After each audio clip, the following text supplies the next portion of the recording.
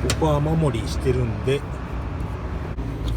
まずはカッターでこのコーキングを取ります。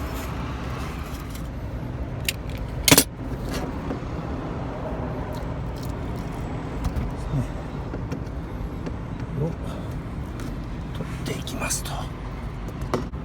そしたらね、まずプライマーを塗ります。これは密着を良くするためですね。これをやった方がいいです。